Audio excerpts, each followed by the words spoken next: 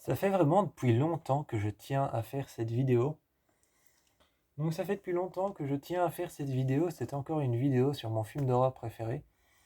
Ça va faire quand même la troisième vidéo que je fais sur ce film. Ça va quand même faire la troisième vidéo que je fais sur ce film. Pour dire à quel point je l'aime bien. Donc c'est une vidéo sur le film Frenrequest. J'ai remarqué que ce film, c'est mon film d'horreur préféré. Donc si jamais Simon Verhoeven, tu tombes sur cette vidéo, ce qui est vraiment probable entre des millions de centaines de pourcents, j'ai vraiment une infime chance pour que ça se passe. Mais euh, pour ma défense, ce film, c'est mon préféré. Pour ma défense, ce film d'horreur, c'est mon préféré, mais j'ai vraiment d'infimes chances pour que Simon Verhoeven, le réalisateur du film quand même, tombe sur cette vidéo. J'ai vraiment d'infimes chances, une chance sur un million. Donc voilà, même pas une chance sur un million, une chance sur 8 millions ou 9 millions, sur le nombre de personnes qu'on est sur Terre en fait. Bref. Ce que je veux dire, c'est que le film Frenrequest n'est pas fini. Il y a certains détails qui manquent. En même temps, c'est vrai qu'avec un certain budget, un budget de 11 millions de dollars, tu n'as pas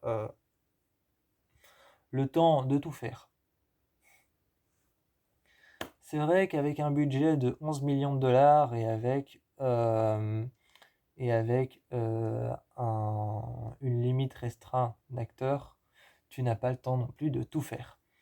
Mais avec une limite restreinte d'acteurs et un budget de 11 millions, on n'a pas le temps non plus de tout faire. Même si évidemment il y a des films vraiment très élaborés qui n'ont que quelques millions de dollars et sur lesquels il y a vraiment deux acteurs. Je n'en citerai que un film qui ressemble à ça, un film qui n'a que deux acteurs et qui n'a que quelques millions de dollars au, en budget et au box-office. Donc quelques millions de vues au box-office et quelques millions d'euros en budget pour la réalisation du film. Et avec seulement une limite restreinte de deux acteurs, je ne citerai qu'un film qui s'appelle Curve. Donc Curve ou Curve en anglais, c'est un film dans lequel il n'y a que deux acteurs en fait. Je vous invite à aller le voir, c'est un film génial.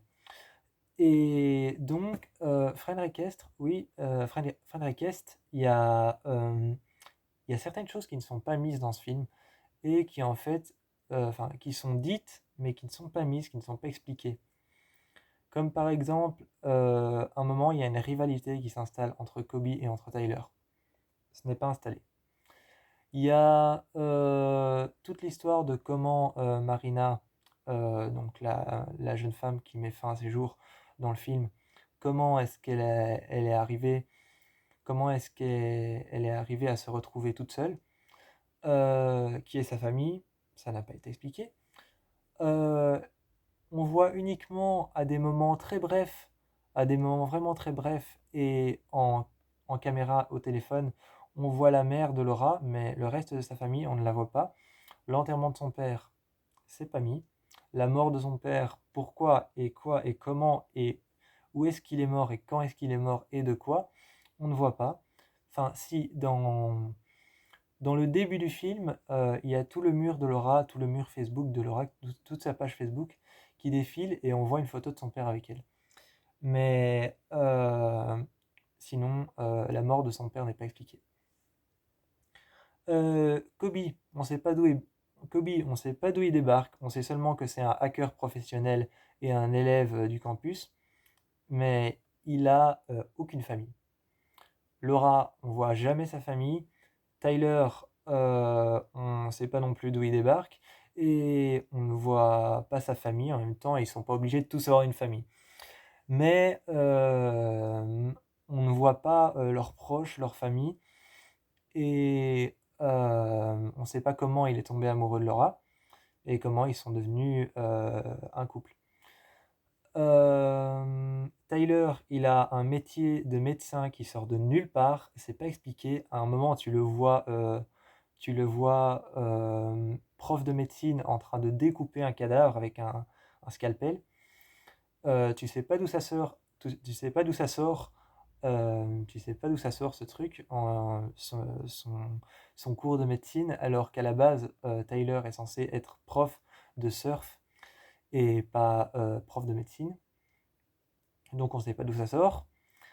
Il y a au tout début du film, ils sont un peu en train de se chamailler, ils se chamaillent un peu, ils se charrient, ils se taquinent les uns les autres, en parlant d'une journée qui était mémorable et géniale, et après laquelle ils ont dû se quitter pendant X ou Y temps. Ça n'a pas non plus été expliqué.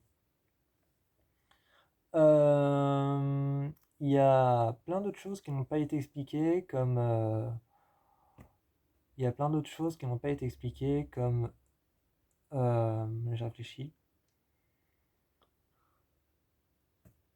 Il y a plein d'autres choses que je... Mais je retombe plus sur... Bref, faudrait que je revoie encore le film parce que j'avoue que quand je l'ai regardé la dernière fois, avant de faire cette vidéo, quand je l'ai regardé la dernière fois, je l'ai regardé en VO, donc je l'ai regardé avec les voix originales. Donc je l'ai regardé comme il a été tourné en fait, en VO, et pas en VF. Parce que j'ai pour habitude de le regarder en VF, mais en VO c'est beaucoup plus intense. Et donc voilà, donc comme j'ai un anglais très limité, bah, j'ai pas tout compris. Mais bon voilà, le film Fahrenheit a certains points qui n'ont pas été entièrement balayés, entièrement, voilà. Il y a certains trous dans le film, quoi. Il y a des trous dans le film, mais pourtant ça reste mon film d'horreur préféré. Mais je crois que si on avait évalué, je crois que si il avait eu déjà un plus gros budget, je crois que déjà s'il avait eu un plus gros budget et une beaucoup plus grosse box-office, et qu'il avait évalué tous ses points manquants, je crois que le film aurait pu au moins faire 1h50. Bref, c'est tout ce que j'avais à dire sur Fran Request. Je vous fais plein de bisous et je vous encourage à aller le voir.